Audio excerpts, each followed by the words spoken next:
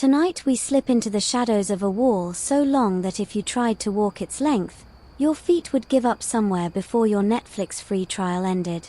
The Great Wall of China, they call it, though in truth it's not just one wall, it's layers, stitches, and patches of stone, brick, and tamped earth, built by hands that were often tired, sometimes unwilling, and, surprisingly, sometimes quite ingenious. Picture yourself right now under a silver wash of moonlight. The air feels a little thin, carrying the dry crunch of dust and the smell of wood smoke from some forgotten campfire. Before you, stretching over the hills like the back of a sleeping dragon, is the Great Wall. Not the postcard version with perfect crenellations and tourist handrails, but the early one, rough and winding, a scar across the land that somehow feels both fragile and eternal. Of course, you probably won't survive walking every mile of it. It's not just the distance, it's the mountains, deserts, crumbling steps, and, honestly, the snack situation. Even seasoned hikers have tapped out. That's your reality check. This is a story to wander in with your mind, not your sneakers. So, before you get comfortable, take a moment to like the video and subscribe, but only if you genuinely enjoy what I do here. Now, dim the lights, and let's ease into tonight's journey together. Your steps crunch on loose soil as you imagine slipping back to a time before all of this had a name, before the stones became symbols, before anyone thought of charging admission tickets. China isn't yet China, it's scattered states, rival rulers, and restless borders. The wall begins not with a thunderclap, but with small, cautious decisions. You imagine being one of those farmers conscripted in the 4th century BCE, handed a shovel instead of a spear. A local lord tells you, "Pile earth here. Higher. Higher still." You glance sideways at your neighbor, wondering if this dirt ramp will keep riders on horseback away, or if it's just another pointless chore dreamed up by someone in silk robes. The mainstream fact slips in easily here. Historians agree the earliest walls were built during the Warring States period, roughly from the 5th to 3rd centuries BCE, long before the famous Qin dynasty consolidated them. They weren't great yet, just regional fences in stone and soil, attempts to say, "This is ours, please stay out." But here's the quirky tidbit. Some of those earliest stretches weren't even walls in the way you picture. They were piled earth dikes that doubled as flood control or even as oversized property markers. Imagine someone today stacking highway dividers and insisting, "Yep, that'll keep the Mongols away." Historians still argue whether these early boundaries were mainly military fortifications or just convenient public works dressed up as defense. You picture a panel of professors raising eyebrows at one another, as though the answer hides in some lost footnote. As you drift farther into the night, the wall seems less like a monolith of war and more like a nervous habit, kingdoms scratching lines into the landscape, trying to calm themselves. The gentle irony is that for all the sweat, these first defenses were often easily bypassed. Riders simply trotted around them or bribed the gatekeepers with shiny trinkets. It's a bit like locking your front door but leaving the window wide open. You lean against the rough soil, feeling the cool grains crumble under your hand. There's no grand battle echoing here, just the sound of wind brushing across the dry plains. The men and women who worked these ridges were as likely to be planting millet as tamping earth, shifting seamlessly between agriculture and fortification. That dual rhythm, feeding stomachs, then feeding walls, would repeat across centuries. Every so often, the moonlight catches on a pile of stones set deliberately on the slope. They're not polished, not even level, but they stand in their own stubborn way. You can almost hear the muttering of villagers. "Fine, if we can't stop raiders with arrows, maybe we can at least slow them down with rocks." Practical, if not glamorous. And so you wander, tracing the faint outlines of a wall that isn't yet called great. You imagine the clinking of bronze tools, the grunts of men packing earth with simple rammers, and the occasional laugh when someone realizes they've just built a wall so crooked it might collapse under its own attitude. 3 jokes per 1,000 words. Remember, so yes, this is your second one. The first was the Netflix hike warning. The third is coming. Patience, like mortar, takes time. As you move along the ridge, a light breeze brushes your face, carrying the scent of night blossoms hidden somewhere in the dark. It's strange, but in this quiet, the wall doesn't feel hostile. It feels like a lullaby written in dirt, a soft reminder that people have always wanted to draw lines to make themselves feel safe. One more joke before the hour grows too late. If you were living back then, hauling earth onto this slope, your Fitbit would have given up and declared you an elite athlete. Imagine getting 50,000 steps in before lunch and still being told you owe another wall segment before dinner. And with that image, you settle deeper into the shadows, knowing the story has only just begun, but already feeling the rhythm. Not conquest, not cruelty alone, but hands shaping earth, gently, endlessly, under the same moon you see now. Your footsteps don't pause as the ridge winds on, and the landscape around you begins to fracture into pieces, just like the map of ancient China itself. The Warring States period, 5 long centuries of squabbling lords and bruised egos, surrounds you now. Everywhere you look, rival kingdoms rise and crumble like sandcastles at low tide, each convinced they alone can claim permanence. You can almost hear the frantic discussions, generals gesturing at maps, scholars muttering about balance of power, and peasants quietly hoping the next ruler doesn't raise taxes again. And then comes the decision that feels both obvious and desperate: build walls. Not one, not two, but dozens, each one a stitched-up scar in the soil, marking boundaries that only half make sense. The mainstream fact here: states like Qi, Yang, and Zhao were early adopters of this wall obsession, especially by the 4th century BCE. Zhao's rulers threw up long stretches of tamped earth against northern nomads, while Qi's line stretched hundreds of kilometers, hugging ridges and rivers. Imagine that rulers competing not just in battles but in the sheer length of their fortifications, a kind of Iron Age arms race in dirt. But as you stroll alongside these lines, you notice something quirky. Some walls doubled as grape trellises. Yes, in northern Qi, vineyards nestled along ridges meant stones weren't just for defense but for guiding vines. Picture a soldier sipping rustic wine while patrolling his outpost, multitasking before the word even existed. Historians still argue whether these walls were really effective. Some claim they slowed down cavalry raids, others insist they were glorified scarecrows, plenty of pomp but little bite. The truth probably lies somewhere between, like a lock on a door that deters the lazy thief but doesn't stop the determined one. You picture yourself walking across one of these early walls, the tamped earth soft beneath your sandals. At dawn, the mist rolls in, making the world small. Villagers down below carry baskets of millet, while soldiers lean on their spears, trading gossip about which neighboring lord is currently throwing the most tantrums. One of them grins at you and mutters, "Another day, another wall." You'd think we're stacking dirt just to keep the goats in. And honestly, you can't quite disagree. The rhythm of life along these walls is surprisingly gentle. Farmers tend fields just steps away, their children chasing each other along the base, while guards occasionally shout half-heartedly at a stray horse wandering too close. It's not the drumbeat of constant war but the hum of everyday survival. Then comes your second quirky image tonight: traders using gaps in the walls as toll stations. You imagine a merchant arriving with bolts of silk and someone in a watchtower cheerfully declaring, "That'll be 1 goat and 3 melons to pass." Defense, economics, and snack collection, 3 jobs for the price of 1. Your feet shuffle forward, tracing walls that zigzag across ridges. Sometimes they crumble into nothing more than grassy mounds. Other times they stretch firm and proud, straight lines against the rolling hills.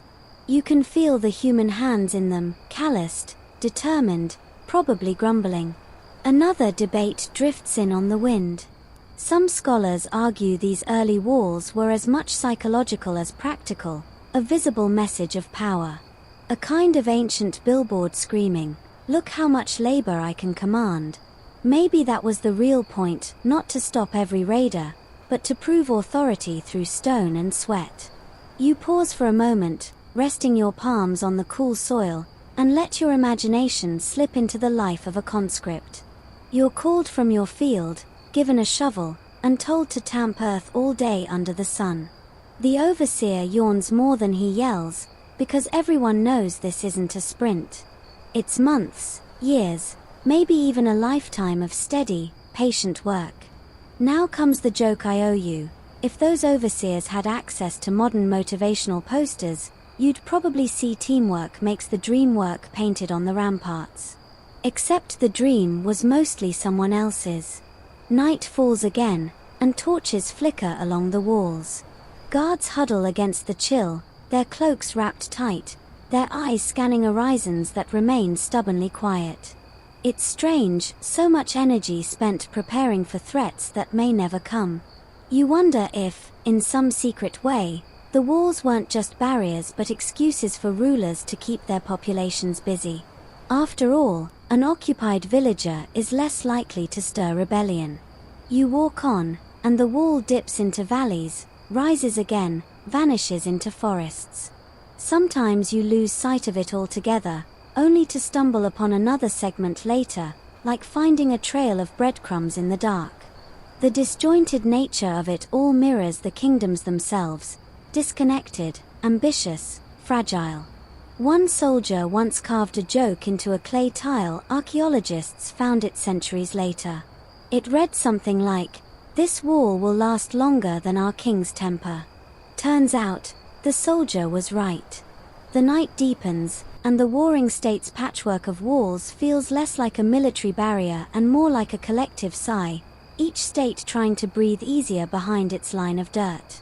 You keep walking, steady, your hands brushing rough surfaces that have outlasted kings, generals, and perhaps even their intended purpose. And so, with the torchlight fading and the air turning cooler, you follow these scattered scars, knowing the story will soon stitch them together into something greater, though greatness is never quite as simple as the name suggests. The air grows colder as you follow the trail of scattered ridges, and then you sense it, that moment when patchwork stitches begin to tug into a single seam. You've crossed into the age of the Qin dynasty, when one ambitious ruler decides that scattered walls are no longer enough. He wants a thread to tie them together, something visible from mountains away, a line that screams, "This is now one empire." That ruler, of course, is Qin Shi Huang, the first emperor. You've probably heard his name whispered with a mix of awe and suspicion, like the guy at the office who insists on labeling the communal fridge. Mainstream fact: after unifying China in 221 BCE, he ordered existing walls from northern states like Zhao and Yang to be connected, stitched into a defensive frontier against nomadic groups, especially the Xiongnu. For the first time, the walls weren't local fences, they were the empire's border. As you walk beside workers laying down packed earth, you notice something interesting. Despite the image of cruelty often tied to Qin's rule, the method here is surprisingly practical. Builders used a technique called hungtu, layered earth packed tight between wooden frames. It sounds simple, but the compaction was so thorough that even now, over 2,000 years later, some segments still stand. Imagine your own sandcastle lasting longer than entire civilizations.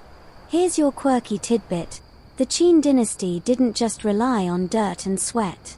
They sometimes mixed in branches, reeds, and even sticky rice water to bind materials. Yes, the same grain you might eat in sushi was also part of China's earliest construction adhesive. You might call it gluten-free engineering. But historians still argue whether Qin's wall was really continuous. Was it a single, unbroken stretch, or just a loosely connected chain of regional defenses rebranded as imperial? The debate hums like background static. You can almost hear scholars tapping chalk against blackboards, muttering about gaps and overlaps. The scene around you isn't just labor camps and whip cracks. It's surprisingly rhythmic, almost ceremonial. Villagers work beside soldiers, tamping earth with wooden pounders that make a steady thunk, thunk, thunk under the sky. Some sing folk tunes to keep time. Others sneak sips of wine from clay jars tucked in their baskets. It feels less like punishment and more like a grim marathon, exhausting but survivable. A young boy runs up the slope to deliver water jars. His father, sweating under the moonlight, takes one and ruffles his hair.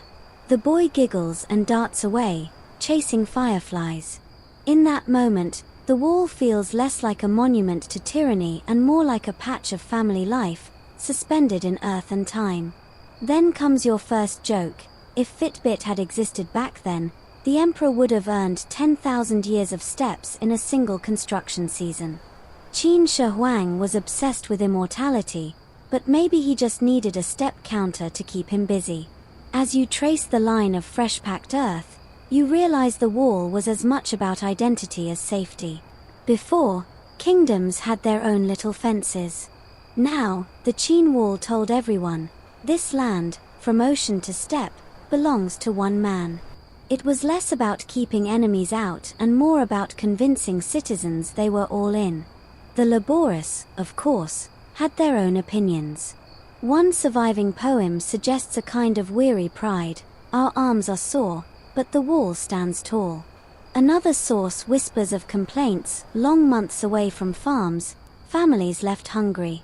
But when you look around, you don't just see misery. You see campfires at dusk, laughter over boiled millet, children sneaking rice cakes to their fathers, friendships sparking in shared exhaustion. And here's your second quirky tidbit. Archaeologists once found an ancient board game carved into a Qin-era watchtower floor. Imagine guards rolling dice on duty, betting with dried beans, while supposedly watching for enemy riders. Sorry, I lost track of the Xiongnu, your move. Historians still argue whether Qin's wall actually worked. Some point out that the Xiongnu simply rode around the ends, proving once again that length isn't everything. Others insist it slowed incursions enough to be useful. The truth might be that the wall wasn't a shield at all but a spine, something that gave shape to the empire, regardless of effectiveness. As you walk further, the atmosphere grows quieter. Torches flicker, and the workers huddle into sleep, curled beside their tools. You sit on the cool earth, tracing the packed layers with your fingertips. Each layer feels like a page in a diary, pressed down by countless anonymous hands. Your second joke sneaks in. If you were a Qin laborer, your resume would read, special skills, dirt stomping, rice glue mixing, and building the largest group project in history without quitting. The moonlight sharpens the wall's outline, making it look endless, though you know it wasn't. Segments stopped, started again, overlapped. Still, to the people who lived in its shadow, it must have felt monumental. And maybe that was the point, convincing not the nomads, but the farmers, the merchants, the restless citizens, that they were part of something massive, something worth sweating for. A fox trots across the rampart, its paws silent. It pauses to glance at you, eyes glinting, before disappearing into the brush. For a moment, you feel the continuity, that the same animals, the same winds, the same moon, have passed over this wall for millennia, unchanged. Here comes the third joke, softly dropped before you drift off. If Qin Shi Huang had built a loyalty program instead of a wall, maybe offering one free dumpling for every kilometer completed, the project would have gone a lot faster. And with that, you lean back against the earth, breathing in the cool night, listening to the ancient rhythm of tampers in the distance. The wall is no longer patchwork. It's a thread pulling the land into a single, uneasy whole. And you, lucky wanderer, get to walk it in peace. The earth beneath your sandals feels steadier now, pressed down by thousands of feet that came before yours. You've walked through the Qin Emperor's dream of unity, but now you pause and listen, really listen, to the softer rhythm of the wall's creation. Because despite the stories of cruelty that echo through history books, the building of these massive barriers was not all whip cracks and broken backs. Sometimes, surprisingly, it was as much about gentle persistence as it was about harsh command. The mainstream fact, during both the Qin dynasty and those that followed, it wasn't only soldiers forced to build the wall. Farmers, craftsmen, even scholars at times were called upon to lend hands. Instead of perpetual violence, it was often a kind of seasonal rotation. When planting was over, you might spend weeks tamping earth or stacking stones, then return to your fields. The empire wanted walls, but it also wanted grain. If everyone dropped dead of exhaustion, who was going to pay taxes? And here's a quirky tidbit for you. Some stretches of wall were reinforced not with brute manpower, but with bamboo scaffolding. Builders tied poles together with vines, creating delicate frameworks that looked more like giant picnic baskets than military structures. You can almost hear the bamboo creaking in the wind, like a forest frozen mid-sway. Still, historians argue whether this balance of gentle engineering and harsh oversight really tilted toward kindness. Some records speak of mass death on the frontier, bones buried under the wall itself. Others suggest exaggeration, pointing out that walls were repaired and expanded for centuries, slow, steady work that could hardly have been achieved if every labor perished. The truth, as usual, wiggles somewhere in the middle. You stroll beside a worksite lit by torches. The air smells of damp soil and pine resin. A group of villagers, men and women both, pound earth with wooden mallets in time with a steady song. The tune drifts into the night, part lullaby, part complaint, part joke only they understand. Their children sit nearby, weaving baskets or chasing each other through the dust. It feels less like a prison camp and more like a massive outdoor chore list. Your first joke tonight: imagine trying to get your friends to help you move apartments. Now scale that up by a few million cubic meters of dirt. The emperor was basically history's least popular roommate. A soldier leans on his spear, watching the workers but not intervening. His job tonight isn't to whip, but to keep watch for bandits or wandering nomads. In fact, soldiers themselves often had to build by day and guard by night, their hands blistered but their eyes sharp. It wasn't glamorous, but it wasn't always monstrous either. Nearby, women mix straw with mud, stomping it with bare feet until the mixture thickens, then slapping it onto the wall like oversized bricks. One of them laughs, flinging a clump at her neighbor, who shrieks and retaliates. For a moment, the night is filled with playful shrieks instead of orders. The second quirky image: records mention workers writing small notes or doodles into the wet earth before it dried. Some were names, some blessings, some nonsense phrases like "this wall belongs to Wu." Imagine centuries later, archaeologists kneeling down and finding ancient graffiti, proof that humor survives even in forced labor. Historians still argue whether the Qin emperor really micromanaged all this, or if he gave the order and then local governors figured it out. Some see him as a puppet master, others as a man too busy chasing immortality potions to bother with shovel counts. The firelight flickers on the wall, and you notice the gentler engineering tricks. Ramps carved into hillsides so oxen could drag stones instead of human backs breaking under the load. Simple pulleys fashioned from logs and ropes. Packed earth molds that allowed layers to dry before the next went on. None of it high-tech, but all of it clever enough to shave effort from endless labor. Second joke time: if ancient engineers had access to YouTube tutorials, you'd definitely see a channel called Wall Hacks 101, Top 10 Ways to Save Your Back While Building an Empire. The wall stretches on, but you pause to notice the humanity threaded into its construction. A mother rocks her baby beside a clay fire pit.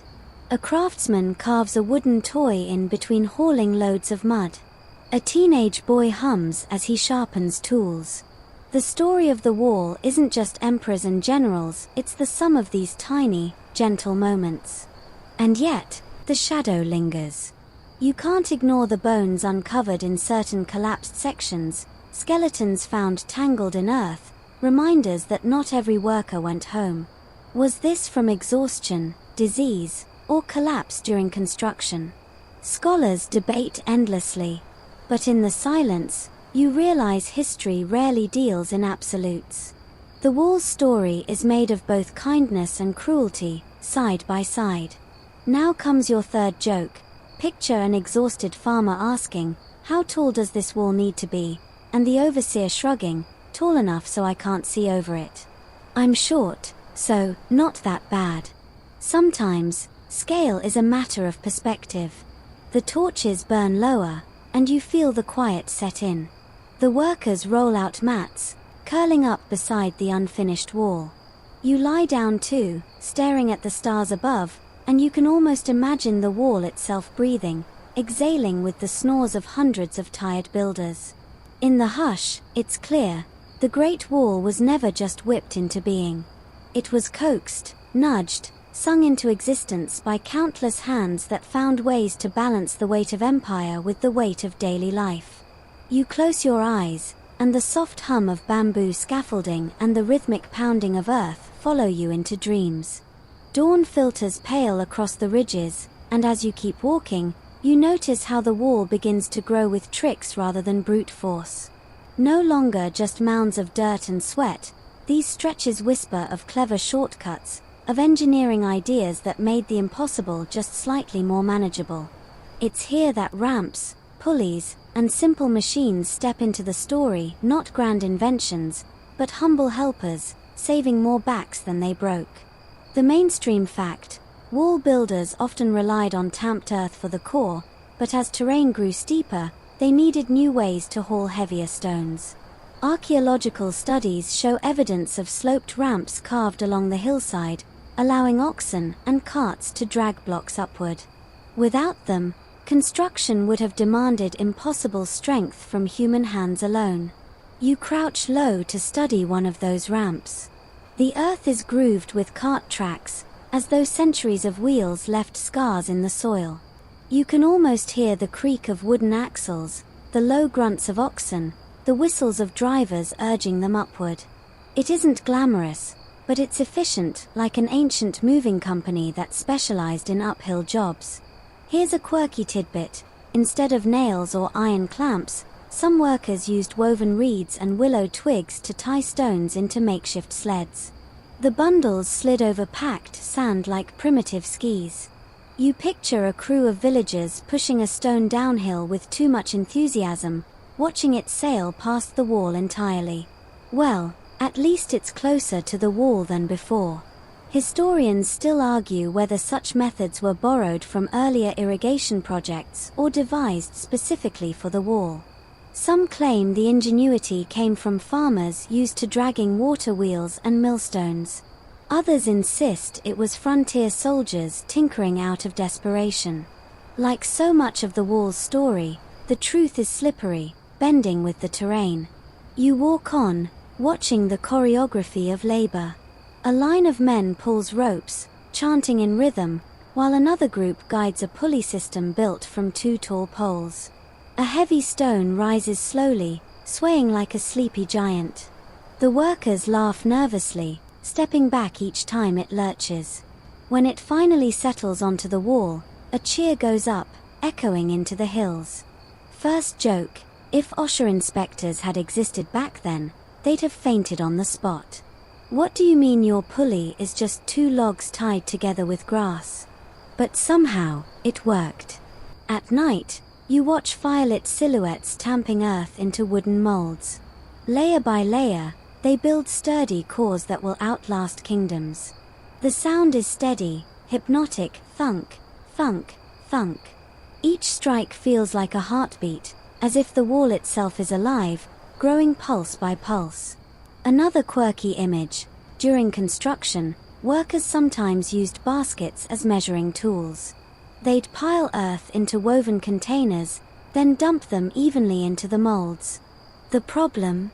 Some baskets shrank in the rain. Imagine trying to explain to your overseer why one section of wall looks like it went on a diet overnight. Historians still argue how standardized the wall's construction was. Was there a strict manual passed down, or did each region improvise? Evidence suggests a bit of both, central orders layered with local creativity. That's why today's wall looks different from place to place. Rough earthen mounds here, stone fortresses there, depending on what was handy. Second joke. You might call it the IKEA wall, assembled with whatever materials were nearby, except without the missing Allen wrench. You wander along freshly finished segments, the air thick with dust and pride. Workers lean on their tools, admiring their progress. For many, this isn't just forced labor, it's a legacy. They joke that their grandchildren will point at the wall and say, "My grandpa built that crooked section over there." And crooked though it may be, it stands. The moon rises, casting long shadows across the ramps still carved into the slopes. They look like scars, but soft ones, fading into the grass.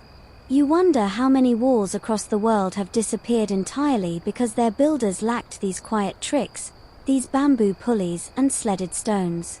And now your third joke. If you were unlucky enough to be hauling rocks, you might have prayed for reincarnation not as a king or a scholar, but as an ox. At least the oxes got fed properly during wall duty. You settle onto a boulder, watching sparks of firelight flicker along the horizon. The wall isn't just a barrier anymore, it's a testament to problem solving, to the ways people found gentler methods in the face of impossible tasks. Instead of endless cruelty, it was often cleverness that carried the stones, one pulley squeak at a time. The breeze grows cooler, and you realize you're starting to feel the wall less as a monument and more as a teacher, whispering that survival isn't always about force. Sometimes it's about finding the ramp, the lever, the trick that eases the weight. The wall climbs higher, and now you notice something strange. People aren't just walking beside it, they're walking on top of it. What started as a boundary becomes, in stretches, a kind of elevated highway. You step onto the surface, rough underfoot, and suddenly you're not just tracing stones, you're part of a road that stretches to the horizon. The mainstream fact: many sections of the Great Wall were deliberately built wide enough for men, horses, and carts. Soldiers could march along the battlements, moving quickly from tower to tower, and supplies could roll across like traffic on an ancient interstate. It wasn't only a wall to repel invaders, it was also a road to connect defenders. You can almost hear the steady clop of hooves and the rattle of cartwheels. Imagine trying to keep balance on a donkey that insists on wobbling sideways while you're 40 feet up. Not exactly the safest commute, but at least the view was unbeatable. Here's your quirky tidbit. Travelers sometimes used the wall as a shortcut, even when they weren't soldiers. Merchants leading camels through the desert found the higher path cooler at night and easier to follow than sand dunes. Imagine a camel caravan clopping across the wall, pausing at watchtowers as if they were rest stops with vending machines. Historians still argue whether this dual purpose, defense and transportation, was intentional from the start or a happy accident. Did engineers design it to double as a road, or did practical folks just decide, well, it's already flat, let's walk on it? The debate lingers like echoes of footsteps on the stone. You walk further, and the wall narrows. Soldiers huddle under their cloaks, stamping their feet against the cold. They're not bracing for battle tonight, they're passing gossip down the line. The tower ahead has fresh millet porridge. Watch out for that loose stone by the corner. It's less like a war zone and more like co-workers chatting during a night shift. First joke: if you've ever been stuck in rush hour traffic, just picture an ancient version, horses tail to tail, carts bumping, some soldier yelling, "Move it, I've got to get to Tower 27 before sunrise." The first traffic jam in history, only dustier. At dawn, the wall seems to hum with activity. Patrols march past you in rhythmic steps, their armor clinking softly. You see bundles of arrows carried like oversized backpacks, spears glinting in the morning light. But there's no battle cry, just routine, the daily rhythm of guarding an empire too big to truly guard. Another quirky glimpse: Archaeologists found traces of grain storage in some towers, suggesting they doubled as supply depots. Imagine a soldier sneaking down for a midnight snack, only to find the barley jars already raided by mice. Same story, different millennium. Historians still argue about the logistics. How often did patrols actually march along these stretches? Was it constant, or just symbolic, showing the wall was alive even if no enemy appeared? Some say the road function was more fantasy than reality, others insist it kept the frontier stitched together. Second joke, imagine being assigned to patrol the entire wall. Your superior hands you a scroll, just walk it end to end. That's like being told to vacuum every beach on Earth, good luck clocking out on time. As you keep walking, you realize this elevated path must have been surreal for locals. Picture a farmer below, looking up at soldiers silhouetted against the sky, moving like shadows on a ribbon of stone. It wasn't just defense, it was theater, a reminder that the emperor's reach was long, even in the quiet countryside. The wall dips into a valley, and here it feels almost like a country lane. Grass grows between stones, and sparrows flutter in and out of the gaps. You pass a group of children chasing each other along the top, their laughter echoing louder than any war drum. The wall carries joy as easily as it carries troops. And now your third joke. The wall as a road might have been efficient, but imagine the potholes after a few centuries. Somewhere, an ancient worker probably sighed, "We need to fix this section, cartwheels keep getting stuck." Truly, the first case of road maintenance blues. As twilight falls, torches flicker along the line, each tower lighting up like a bead on a necklace. From above, the wall no longer feels like a barrier, it feels like a glowing bridge across mountains, a road meant not just to divide but to connect. You take a deep breath, the air cool and sharp, and you walk on, carried forward by the hum of footsteps that never really stopped. The horizon shifts again, and with it, the air itself. You feel grit against your teeth, dryness on your lips. The wall has carried you into the Han Dynasty, when the empire swelled westward and brushed up against deserts that seem endless. This is the age of silk caravans and sandstorms, of merchants trudging beside soldiers, the Great Wall not only as a shield but as a spine for trade. The mainstream fact, under Emperor Wu of Han, around the 2nd century BCE, the wall was extended and reinforced deep into what's now Gansu and Xinjiang, partly to protect the Silk Road. This wasn't just defense, it was about guarding trade routes where silk, spices, and even horses flowed. The wall's shadow stretched all the way into the desert winds. You squint against the imagined sand, watching camels sway across dunes. Their bells jingle faintly, merchants wrapped in layers of cloth plodding forward, eyes narrowed against dust. At their side, soldiers tramp along wall outposts, spears upright, trying not to think about how badly the desert sun has roasted them. Here's your quirky tidbit. Han records mention officials sending wall patrols to collect tolls from caravans. Imagine you've dragged yourself across half the desert, only for some guy in bronze armor to ask for your paperwork and a small fee in walnuts. Bureaucracy, as immortal as the wall itself. Historians still argue whether the Han Wall truly secured the Silk Road or just gave merchants a false sense of safety. After all, raiders could strike anywhere, and sandstorms weren't exactly deterred by bricks. Was it protection or propaganda? The debate swirls like grit in the wind, never fully settling. The landscape around you feels both harsh and oddly serene. At night, the stars blaze brighter than any city skyline, spilling across the desert like spilled salt. You picture a merchant family camping against the wall, their fire crackling, their camels chewing lazily. The youngest child stares up at the constellations, whispering tales of dragons and spirits. The wall becomes less fortress, more bedtime backdrop. First joke, you think your Wi-Fi goes out at inconvenient times? Try running a business when sand literally buries your road overnight. Sorry boss, Can't make the delivery, half my caravan disappeared into a dune. By day, soldiers at remote outposts keep watch, their eyes stinging with dust. Some carve notches into wooden boards to count the days, others draw crude sketches on the plaster walls. One archaeological find revealed doodles of horses, little stick figures, and even the equivalent of ancient smiley faces. Proof that even when you're stationed in a desert fortress, boredom finds a pencil. Another quirky image: in some towers, archaeologists discovered bundles of mulberry leaves. Why?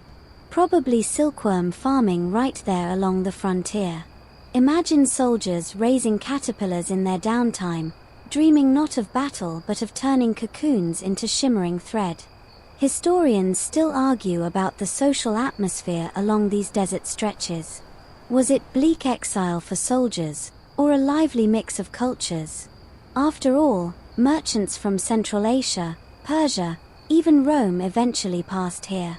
Some say frontier outposts became melting pots of language and food, others claim they stayed isolated and grim. The truth, as usual, probably depends on which campfire you sat beside. Second joke: picture the awkward icebreakers at a desert watchtower. So, where are you from? Oh, just Rome. You? Only 3,000 li east. Probably the longest distance small talk in history. As you keep walking, a sandstorm rises in your imagination. The air thickens, the wall itself blurs into haze. You wrap your cloak tighter and duck low, but you can feel the grit prickle against your skin. For soldiers here, storms were enemies just as fierce as nomads, grinding gears, stripping paint from wagons, burying entire stretches of road. When the wind calms, silence descends like a blanket. The wall lies half-buried, dunes curling against its base. But still, it stands, stubborn, weathered, oddly gentle, like a tired old man leaning against the sand but refusing to fall. Third joke: if the Han engineers had invented sunglasses, they might have lasted twice as long out here. Protect your eyes, look stylish, and keep the sand out. Only 5 bronze coins at your nearest outpost. You camp beside a tower, its clay bricks warm from the day's heat.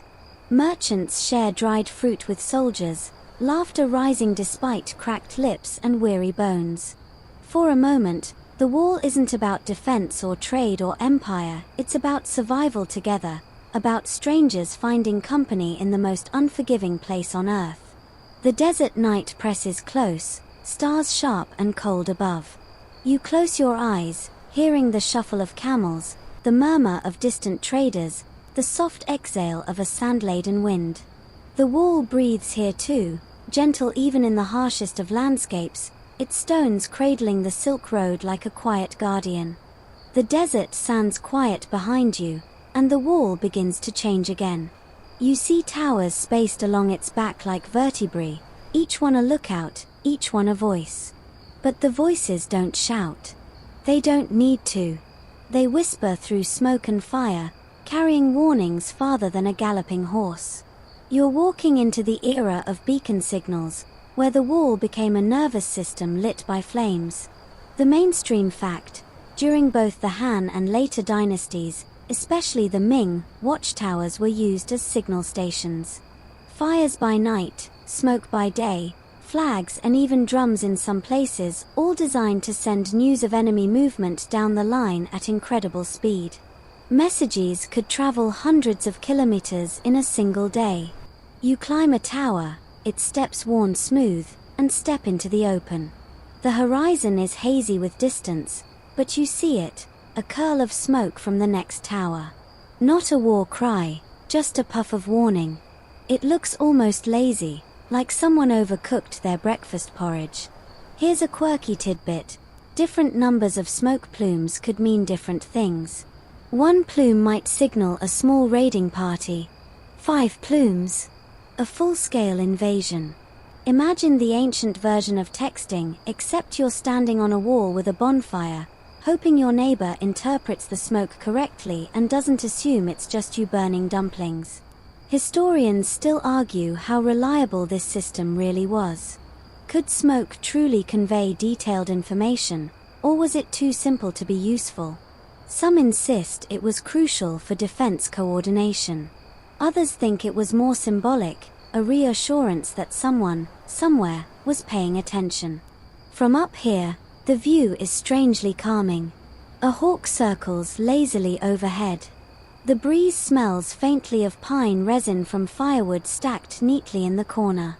You imagine the garrison below, men and women sharing tea, waiting for the moment when smoke might be needed. Most days, nothing happened. The wall was less battleground, more boredom ground. First joke. You know that feeling when your phone buzzes and it's just spam? Same deal here. Some scholars think beacon fires were sometimes lit accidentally, like prank calls. Imagine sprinting to arms only to discover, sorry, someone sneezed near the firewood. At night, the fire glows brighter, flickering into the distance.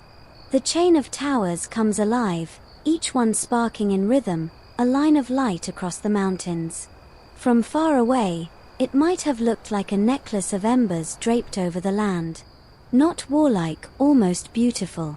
Second quirky detail, in certain periods, wolf dung was used to fuel signal fires. Why? Because it produced dense, dark smoke that rose straight into the sky. Yes, you heard that right, wolf poop as an ancient communication tool. Somewhere out there, a soldier was officially assigned to collect it. Talk about a resume builder. Historians still argue whether the signals were always military or sometimes doubled for other purposes, warning of floods, storms, even political news. The line between soldier and town crier was thin, and the wall itself was the stage. Below the tower, villagers set up small markets. A noodle vendor ladles steaming broth into bowls, and soldiers slurp quietly before returning to their posts. You realize life here wasn't all alarm bells, it was punctuated by meals, laughter, gossip about the next outpost. The wall was as much neighborhood as it was shield. Second joke. Imagine explaining your job at a dinner party. Oh, me? I watch smoke for a living. You'd either bore everyone or become the life of the evening, depending on how much wine was flowing. The night deepens, and you stand on the parapet, watching the last embers fade. The line of light across the hills winks out one by one, leaving only stars. It feels like the wall itself has exhaled, slipping back into sleep. Third joke. If you were stationed here, your worst nightmare might have been a windy day. Light the fire, whoosh, gone in an instant. Ancient communication problems. Message failed to send, please try again later. You descend the tower slowly, the stones cool under your hands. The garrison below has gone quiet, save for the low murmur of dice games and the occasional yawn. The firewood pile still smolders faintly, ready for dawn. And as you curl against the wall, eyelids heavy, you realize the beacon system wasn't just about fear. It was about presence, about reassurance, about knowing someone else was out there in the dark, watching with you. The wall breathes with these signals, like a body inhaling and exhaling across mountains. Not roaring, not violent, just a chain of gentle puffs and sparks, carrying calm vigilance into the night. You leave behind the watchtowers with their smoky signals and step into the Ming dynasty, when the wall takes on a fresh confidence. The stones here are stronger, the lines cleaner, the towers taller. But what really surprises you is that this stretch feels less like a battlefield and more like a street fair. Soldiers and civilians mingle, market stalls bloom against the wall's base, and laughter drifts up to the battlements. The mainstream fact: under the Ming, 14th to 17th centuries, the Great Wall was rebuilt and expanded on a massive scale, not only to defend against Mongol raids but to support thriving frontier communities. The wall was no longer just military infrastructure, it became an artery of trade and everyday life. Villages and towns grew in its shadow, their existence tied to the safety it promised. You imagine walking through one of these bustling towns. The street smells of roasting lamb skewers and fresh steamed buns. A potter arranges clay cups, a silk merchant displays shimmering fabric, and a storyteller drums his knee as children gather to listen. The wall looms above it all, not menacing but reassuring, like a grandfather leaning over the neighborhood to make sure everyone's safe. Here's a quirky tidbit. Archaeologists have found remnants of taverns and inns built right into the wall's footprint. Picture a soldier finishing a long patrol and ducking into a tavern carved against the stone, downing a warm drink while his spear rests casually in the corner. It's like a medieval truck stop, complete with gossip and card games.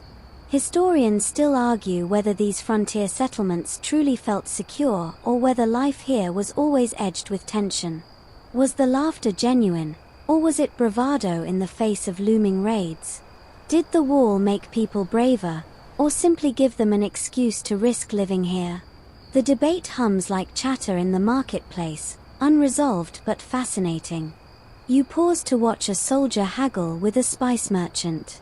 The soldier's armor glints in the sun, but he's not posturing, he's arguing over the price of cinnamon, just like anyone else. The wall has turned him from warrior into customer, his spear a shopping companion rather than a weapon. First joke, imagine explaining that to your commanding officer. Sorry, I was late to patrol, sir, I was negotiating for chili peppers. Not exactly the glorious tale of military discipline. The wall above isn't silent either. Children play tag along the parapets, their shrieks echoing, while their parents scold them for leaning too close to the edge. Soldiers nap in shady alcoves, helmets tipped over their eyes, while pigeons flutter from tower to tower as though they're part of the patrol. Another quirky image, in some places, the wall served as a giant bulletin board. Officials would paste proclamations on the stones for everyone to read, like an ancient community notice board: lost goat, reward offered, or taxes due next full moon. The stones didn't just defend, they announced, complained, and connected. Historians still argue how deep the mingling between soldiers and civilians went. Some claim the frontier posts became melting pots, with intermarriages, festivals, and shared traditions. Others think soldiers stayed aloof, their barracks forming an invisible boundary even under the wall's shadow. The truth likely lived somewhere in between, flickering between feast and frost. Second joke, picture the awkward family introductions. This is my husband. Yes, he's technically here to stop raids, but mostly he just helps me set up the noodle stand. As twilight falls, you join the crowd gathering for an evening performance. A troupe sets up a puppet stage near the gate, their wooden figures painted bright red and gold. Soldiers lean against the wall, grinning. Children point and giggle as the puppets enact a story of brave generals and cunning fox spirits. For a moment, the wall becomes a theater backdrop, its battlements the rafters of a stage. The shadows lengthen, and the air fills with the scent of grilled meats and incense. Laughter blends with the low boom of a drum. You tilt your head back and see the wall glowing in torchlight, its stones reflecting warmth instead of menace. Third joke, if Yelp reviews had existed, some Ming watchtowers would have earned 5 stars, great view, decent tea, excellent dumpling vendor downstairs. Others, well, noisy neighbors, drafty rooms, signal fires kept me up all night. You wander along the parapets as night deepens. Below, the market quiets, stalls closing one by one. A dog curls against the base of the wall, wagging lazily in its sleep. The soldiers return to their posts, bellies full, faces relaxed. It doesn't feel like an empire teetering on the edge of danger, it feels like a community tucked against stone, humming with small joys. The wall here is less fortress than backbone. It holds up laughter, trade, song, and love stories.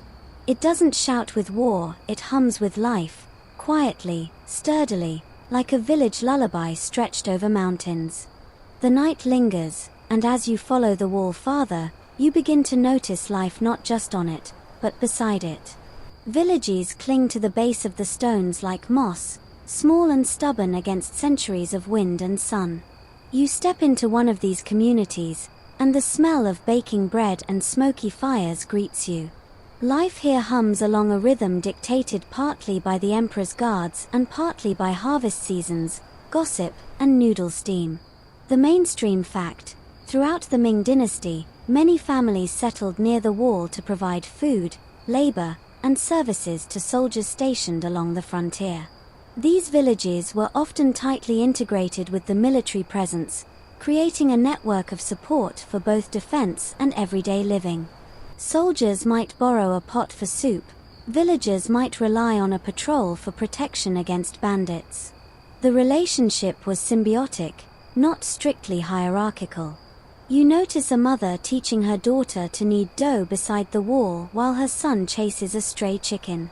The stones above are rough under your palm, yet somehow comforting, like an ancient friend keeping watch. Children play hide-and-seek along the parapets, ducking behind tower edges and giggling. There's no rush, no immediate danger, only life threading itself along the ridge of history. Here's a quirky tidbit. In some villages, artisans created tiny clay models of the wall to sell to travelers or as gifts. Imagine someone in the 15th century, on a cold morning, holding a miniature wall in their hand and marveling that the thing you're walking on could be captured in a handful of clay. Craft and reality intertwined in small, charming ways. Historians still argue how much these frontier villages influenced the wall's maintenance. Were villagers active participants in repairs and construction, or merely providers of food and supplies? Evidence suggests both occurred, creating a blurred line between civilian life and military duty. You wander through the marketplace, noticing familiar sounds: clinking pottery, the rhythmic pounding of grain, laughter spilling from doorways. A trader haggles over dried fruit while a young soldier sneaks a taste. The wall doesn't dominate here, it frames the scene, a silent participant in daily routines. First joke: imagine trying to explain this setup to a modern city dweller. Yeah, I live under a 7-meter high defense structure, but don't worry, it's cozy and has great noodle vendors. A blacksmith pounds rhythmically near the wall's shadow, sparks rising and drifting across the stones. You watch, mesmerized, as each hammer strike seems to echo the heartbeat of the wall itself. This is labor, yes, but also artistry, mundane work elevated by history and necessity. Second quirky image: some towers had tiny gardens on their roofs, probably planted by bored soldiers or curious children. Imagine sipping tea above a row of marigolds while keeping an eye out for raiders below, a blend of beauty and duty that feels almost whimsical. Historians still argue whether the wall's presence encouraged these settlements or whether they arose naturally to meet soldiers' needs. It's the age-old chicken and egg puzzle. Did the wall foster life, or did life foster the wall? Your footsteps along cobblestones answer neither, but feel a little wiser for trying. By afternoon, the marketplace quiets as families retreat for meals and naps. You pause beside a fountain, watching a reflection of the wall ripple in water. The stones, weathered but steady, seem less like cold architecture and more like companions, ancient, patient, quietly holding the community together. Third joke: if Yelp reviews existed in Ming times, a traveler might have rated the wall and its adjacent village 7/10, scenic, friendly locals, occasional stray goats on battlements. Bring snacks. You lean back against the base of the wall, closing your eyes briefly. The murmur of village life, the low chatter of soldiers, the distant clink of pottery, all weave together into a gentle rhythm. The wall is not only stone and mortar, it is the pulse of a community, breathing quietly across the hills, carrying daily life in its sturdy embrace. Twilight falls again, softening the edges of the wall and the villages beneath it. The stones glow a warm amber as the sun dips behind distant peaks. You notice a gentle stillness, the kind that makes you suddenly aware of centuries of footsteps that have passed this way. Every soldier, merchant, child, and craftsman leaves an invisible mark, a subtle vibration that hums through the stones beneath your fingers. The mainstream fact: during the Ming dynasty, the wall's construction became more standardized, with brick facing over tamped earth cores and watchtowers spaced at regular intervals. This allowed not only for stronger defense but for more organized movement of troops, supplies, and information. The architecture itself began to impose a rhythm on the frontier, coordinating human activity across vast distances. You can almost hear that rhythm now: the clink of armor, the shuffle of sandals, the soft thud of bricks being tamped into place. Even the wind seems to follow it, rolling along ridges in measured waves. The wall feels alive, not because it can move, but because generations have moved along it, leaving a collective heartbeat in its structure. Quirky tidbit: some watchtowers had small alcoves carved into their walls for storing food, but people also tucked notes and charms there. Soldiers wrote prayers for safety or jokes to amuse themselves, tiny human signatures hidden in stone. Imagine centuries later, an archaeologist peeling back plaster to discover an ancient joke: "If the Mongols come, tell them I'm napping." Historians still argue how much these towers functioned socially versus militarily. Were they merely defensive posts, or community hubs where news, gossip, and small commerce circulated alongside the occasional patrol? Evidence suggests both.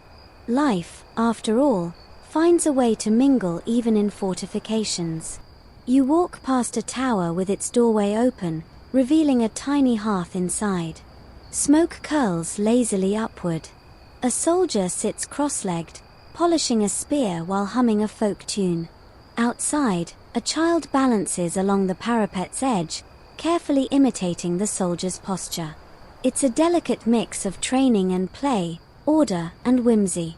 First joke: if you've ever had a neighbor practicing martial arts at dawn, you'll appreciate this. "Sorry, little Lee, I'm defending the Empire, but please stop kicking my goat." The wall bends around a hill, creating a natural amphitheater. A storyteller sets up near the base, drumming lightly on a wooden box as villagers gather.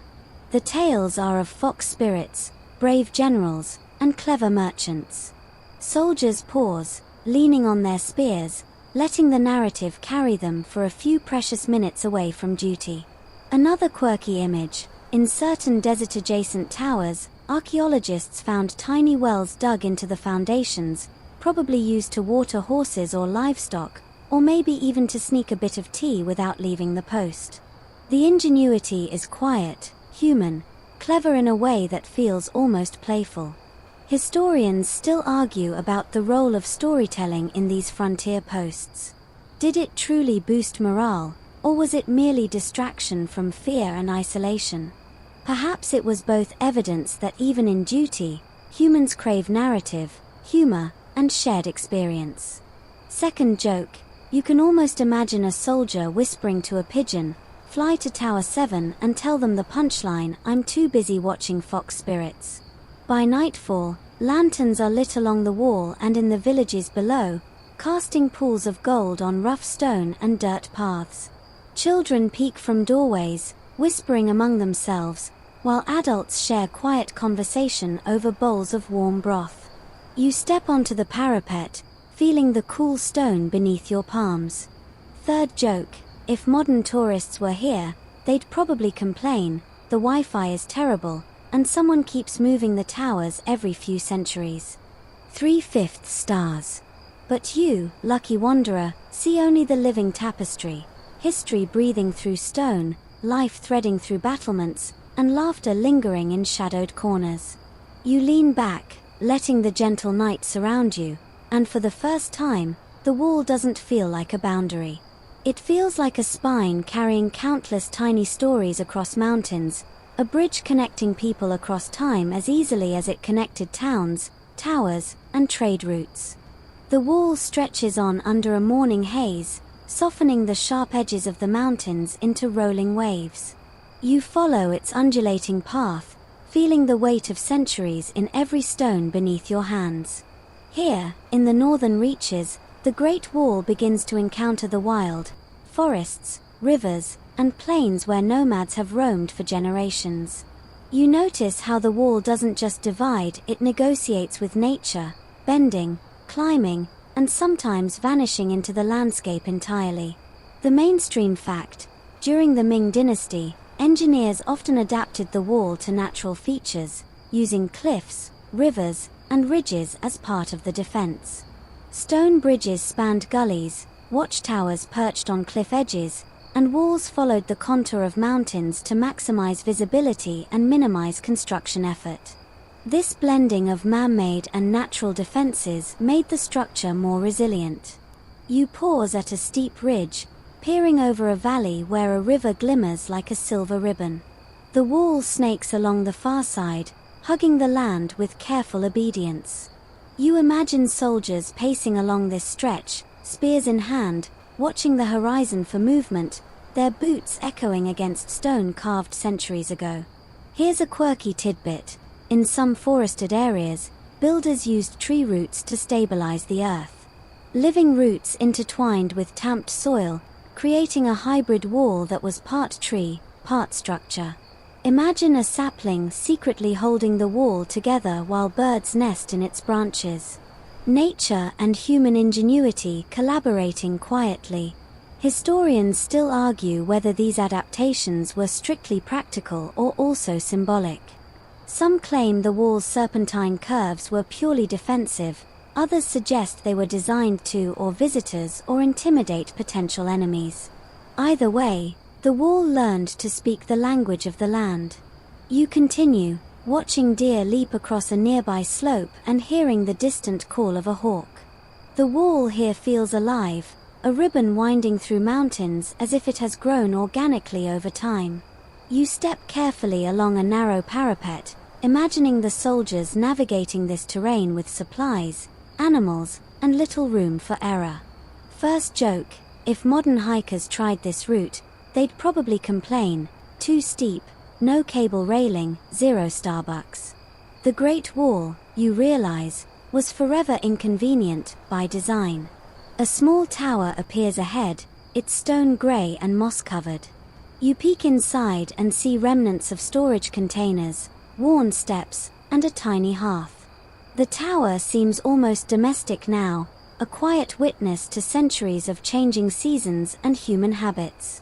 Second quirky image: researchers found that some towers had small ceramic figurines hidden in corners, probably placed there as talismans for safety or good fortune. Soldiers might have muttered a prayer to a clay fox or miniature warrior before starting their patrol. Imagine carrying a tiny cheerleader in your pocket while marching along a cold parapet. Historians still argue how much morale and ritual actually influenced daily operations along the wall. Did soldiers rely on superstition to survive, or were these small tokens just quaint habits? Perhaps both, blending practicality and hope into a single gesture. The wind picks up, brushing through pine needles and whistling past battlements. You lean against the stones and close your eyes, imagining the rhythm of patrols, boots clinking, spears tilting, a soft murmur of conversation in the distance. The wall is no longer just a structure, it's a stage, an ecosystem, a spine holding centuries of human experience. Third joke: if a soldier accidentally knocked over a figurine, you can almost hear him whisper, "Don't tell the fox, he'll haunt my dreams." As daylight fades, shadows stretch across the valley, merging wall and forest into one continuous scene. The wall is no longer a line of separation but a gentle companion, guiding your eyes across the landscape, teaching patience, perspective, and the quiet art of living alongside history. Evening settles softly, and the wall begins to hum with its own rhythm, the low exhale of stone cooling under the sky.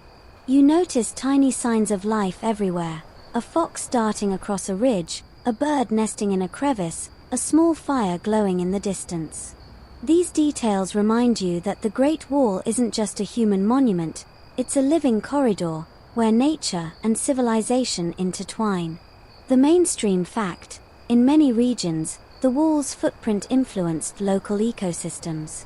The spaces between towers became corridors for wildlife, while forests nearby were managed to provide both firewood and raw materials for maintenance. The wall wasn't an ecological catastrophe. In many ways, it created its own fragile habitats. You pause near a corner tower, letting your hands trace the worn stones. You can almost feel the pulse of generations, soldiers pacing, merchants passing, children playing, artisans chiseling. It's quiet now, but if you listen carefully, it's not empty. Each stone holds a story, a whisper of someone who once depended on it for work, safety, or guidance. Here's a quirky tidbit. In some remote towers, archaeologists discovered tiny footprints of children, likely pressed into wet mortar by bored soldiers or the kids of nearby villages. Tiny imprints, centuries old, frozen in place, a subtle reminder that life, playful, mischievous, human, persisted even in strict military zones. Historians still argue whether these small interactions, kids climbing walls, merchants trading at bases, were exceptions or routine. Did soldiers truly mingle with locals, or were these rare moments punctuating long stretches of isolation? The evidence suggests both, weaving a tapestry of everyday life amid the grandeur of empire. You walk along the parapet, imagining the rhythm of daily life, boots thumping, hammers tapping, voices calling, wind whistling. You notice a small ceramic shard, weathered but intact, hinting at a meal eaten long ago on this same stretch. For a moment, you feel connected to the countless invisible hands that shaped this wall over centuries. First joke: imagine a modern archaeologist trying to explain to their team, "Today we found a tiny child's footprint in mortar," or maybe it's just an early emoji. The sun dips further, casting long shadows over the wall. A tower lights a fire, the smoke spiraling lazily into the dusk. Nearby, a flock of birds rises, startled by some unseen motion, and the sound of their wings echoes along the ramparts. Life continues here, rhythmic and gentle, shaped by both human hands and nature's whims. Second quirky image: some watchtowers had shallow wells inside for water, but they also doubled as bird baths. A curious historian once speculated that soldiers might have used them to watch wildlife while taking a brief respite from patrols. Imagine sipping tea while a sparrow lands on your shoulder, a medieval mindfulness moment. Historians still argue whether these towers' multiple purposes were intentional or improvised over time. Were soldiers encouraged to cultivate tiny comforts, or did they adapt out of necessity? Perhaps both approaches merged, shaping the wall into a more human-friendly environment than we usually imagine. Third joke: a bored soldier might have whispered to a pigeon, "Deliver this note, bring me lunch or else." Somehow, centuries later, we laugh at the universality of procrastination. You sit atop the parapet as twilight deepens, watching the shadows stretch across the valleys. The wall hums beneath your fingers, not with the roar of armies but with the quiet presence of centuries of human effort, ingenuity, and gentle resilience. The rhythm of life, playful, persistent, adaptive, seems embedded in every stone. By nightfall, lanterns flicker in distant towers, echoing faintly across ridges. The wall stands, not as a fortress of fear, but as a spine holding together the pulse of countless lives, stretching across mountains, deserts, forests, and valleys. You lean back, inhaling the cool night air, and feel the quiet enormity of human persistence. Night deepens, and the wall becomes a ribbon of silver and shadow under a pale moon. The mountains rise and fall like gentle waves, and you feel as though you are floating atop history itself. Every stone under your hands has been shaped by countless small gestures: a hammer strike, a footprint, a whisper of conversation, a careful balancing of mud and brick. The Great Wall is alive with echoes, though not the loud ones of war, soft, patient, enduring. The mainstream fact: during the Ming Dynasty, sections of the wall were reinforced with bricks and stone slabs, creating battlements with crenellations for archers. This allowed soldiers to defend the frontier efficiently while maintaining visibility across vast expanses. Yet even with these military innovations, the wall was designed to integrate with daily life along its edges, from watchtower gardens to nearby markets. You walk along a winding stretch, noticing a narrow staircase leading to a small turret. You climb it, and the wind carries a faint, resinous scent from nearby forests. You imagine soldiers here centuries ago, scanning the horizon for invaders while simultaneously humming folk songs or passing notes to friends stationed in the next tower. The wall is a stage where vigilance and human habits dance side by side. Here's a quirky tidbit. In some towers, tiny niches were carved to hold lanterns, not just for signaling but for reading maps, playing small games, or even practicing calligraphy. Soldiers found ways to turn utilitarian spaces into moments of quiet comfort. Imagine a teen soldier sketching his hometown while perched 40 feet above a cliff, tiny rebellions of leisure against the monotony of duty. Historians still argue how widespread these small comforts were. Were they occasional indulgences, or did soldiers routinely transform towers into personal spaces? Some evidence suggests that even in harsh frontier posts, creativity and adaptation were constant companions. You continue, stepping carefully along the parapet, feeling the uneven stones beneath your feet. The wall curves and dips with the terrain, a serpentine guide across the mountains. From here, the world seems simultaneously vast and intimate. Desert plains in the distance, forested valleys below, villages tucked like gems against the stone.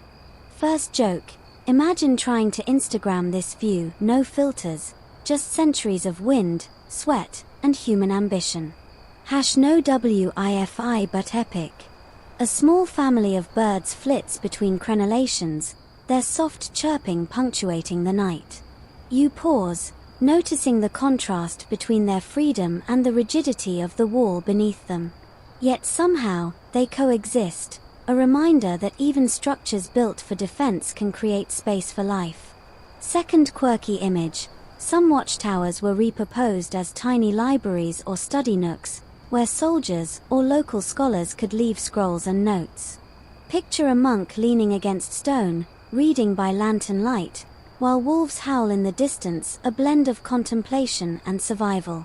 Historians still argue whether these educational uses were officially sanctioned or simply spontaneous adaptations. Either way, it reflects the human need to make even the harshest environments habitable, thoughtful, and surprisingly gentle. Third joke: a soldier might have whispered, "Sure, don't tell the general I'm reading poetry instead of guarding the valley," proving multitasking has always been a survival skill. You pause to sit on a broad stone, the wind brushing against your face, carrying the faint echo of laughter, footsteps, and song from centuries past. The Great Wall feels less like an impenetrable boundary now, more like a gentle spine connecting people, nature, and time itself.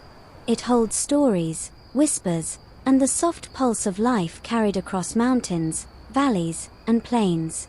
The stars above sparkle like scattered embers, and the wall, in its quiet majesty, seems to exhale alongside you, a testament not only to endurance but to the small, gentle acts that made its construction possible. Dawn edges the sky with soft apricot and lavender, and the wall lies stretched beneath you like a sleeping dragon, its ridges glowing faintly. The air is cool and fragrant with pine and earth. You notice tiny movements along its length, a child running with a kite, a farmer tending a distant field, birds flitting between towers. Centuries of life and labor pulse faintly beneath your fingertips, reminding you that this is more than stone and mortar, it is human persistence rendered tangible. The mainstream fact: by the Ming dynasty's end, the wall was a vast network spanning thousands of kilometers, integrating mountains, deserts, and river valleys. It wasn't uniform. Local materials, terrain, and ingenuity shaped each section. Yet despite the variation, it formed a coherent system capable of defense, communication, and cultural integration. You walk slowly along a crenellated edge, listening to the morning wind, feeling the cool stone beneath your palms. Soldiers once marched here, merchants traveled with caravans, children played, artisans carved their marks, and farmers lived in its shadow. All of these lives intersected with the wall, layering their stories onto the same stones. Here's a quirky tidbit. Some sections of the wall contain messages scratched into bricks by bored or homesick soldiers, names, drawings, jokes, or even doodles of imaginary beasts. Centuries later, archaeologists discover these tiny glimpses of daily life, whimsical markers that remind you human experience persists even amidst duty and hardship. Historians still argue how representative these personal marks were. Were they rare acts of expression, or did soldiers and civilians regularly leave traces of themselves? The evidence points to the enduring humanity threaded through even the most monumental of constructions. You pause to admire a valley bathed in soft golden light, imagining a caravan moving along the wall below, soldiers exchanging waves with villagers, a dog chasing its own tail. Life, history, and the wall itself are intertwined, almost inseparable. First joke: if a Ming general had a social media account, he might post, patrolling the Great Wall again. Still long. Still windy. #Life of a soldier. A small stream winds through the valley, reflecting the wall above like a mirror. You notice how water and stone interact, erosion shaping the wall's base, irrigation channels woven into villages, nature and construction entwined. It's a quiet reminder that human effort exists in conversation with the world, not apart from it. Second quirky image: in certain remote stretches, seeds from travelers' snacks accidentally sprouted along the wall, creating tiny gardens of wildflowers and herbs centuries later. The wall became a garden in some places, unplanned but enduring, a hint that even rigid structures can host spontaneity. Historians still argue whether these minor ecological effects influenced broader maintenance practices or were merely accidental curiosities. Either way, the wall's relationship with its environment demonstrates adaptability alongside grandeur. Third joke: you might imagine a soldier whispering to a flower, "Don't grow too tall or the general will see you." Humorous or not, life always finds a way to persist. As the sun climbs higher, you step back to take in a long stretch of the wall. It twists and turns over mountains, dips into valleys, and disappears into the horizon. Yet for all its size, it doesn't feel intimidating now. Instead, it feels like a gentle spine carrying countless stories, protecting, guiding, and supporting human life. You breathe deeply, feeling the weight and wonder of centuries settle comfortably around you. The wall is not merely defense, not merely labor, it is endurance, ingenuity, laughter, sorrow, curiosity, and quiet beauty etched into stone. You step forward, tracing its path, and feel connected not only to those who built it but to the subtle rhythms of life that continue along it even today. Now, let your mind drift gently with the wall's quiet hum. Feel the weight of the stones beneath your hands, smooth from centuries of touch, sturdy yet patient. The mountains rise and fall around you like slow waves, carrying the history of countless lives that have brushed against the wall's surface. You don't need to move quickly, you can just pause and breathe, listening to the soft rustle of wind in pine needles, the faint murmur of distant streams, and the echoes of laughter and footsteps that never fully fade. Picture children playing tag along the parapets, their giggles soft and fleeting. Soldiers hum forgotten tunes while tending small fires in distant towers. Farmers and merchants weave along its base, voices blending with birdsong and the scent of herbs. Even in the harshest deserts, life has found ways to press against stone, leaving traces of warmth and ingenuity that remain visible if you know how to look. The wall stretches endlessly, yet it doesn't demand your attention, it invites it gently.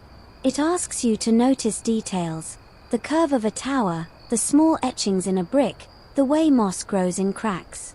Each is a whisper from the past, a reminder that history is not only in grand battles or imperial decrees but in the quiet persistence of ordinary lives. As your eyes grow heavy, Imagine the wall breathing with you. Stones exhale, forests sway, rivers shimmer in soft sunlight, and the wind carries faint stories across valleys. You feel a subtle connection to all who walked this path, past and present.